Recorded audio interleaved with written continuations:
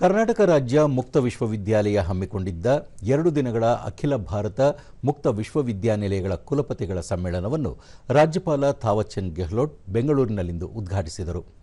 ಈ ವೇಳೆ ಕೆಎಸ್ಒಯು ಉಪಕುಲಪತಿ ಶರಣಪ್ಪ ಹಸಲೆ, ಮೌಲ್ಯಮಾಪನ ಮತ್ತು ಮಾನ್ಯತಾ ಮಂಡಳಿ ನಿರ್ದೇಶಕ ಪ್ರೊಫೆಸರ್ ಗಣೇಶನ್ ಕಣ್ಣವೀರನ್, ವಿಶ್ವವಿದ್ಯಾಲಯಗಳ ಅನುದಾನ ಆಯೋಗದ ಮಧುಕರ್ ಮಾರುತಿ, ದೂರಶಿಕ್ಷಣ ವಿಶ್ವವಿದ್ಯಾಲಯಗಳ ಉಪಕುಲಪತಿಗಳು ಉಪಸ್ಥಿತರಿದ್ದರು.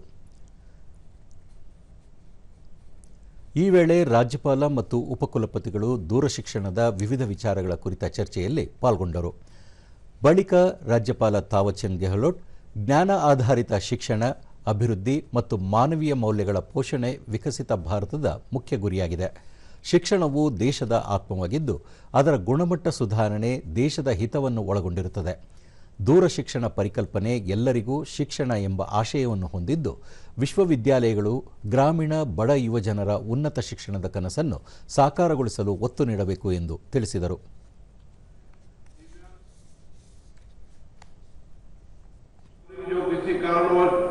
औपचारिक शिक्षा से वंचित रह गए हैं, सभी के लिए ओडीएन एक नई आशा है.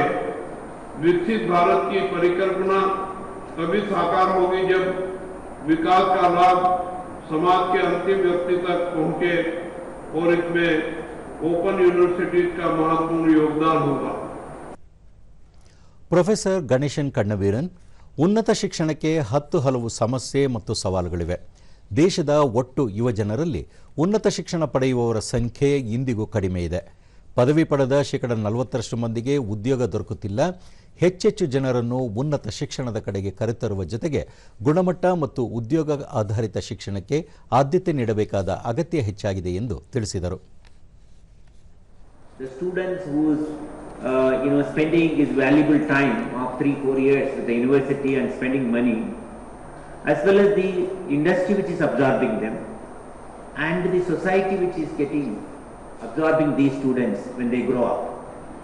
If you look at quality from that perspective, I am not sure both the conventional universities and the open universities we are able to do justice to.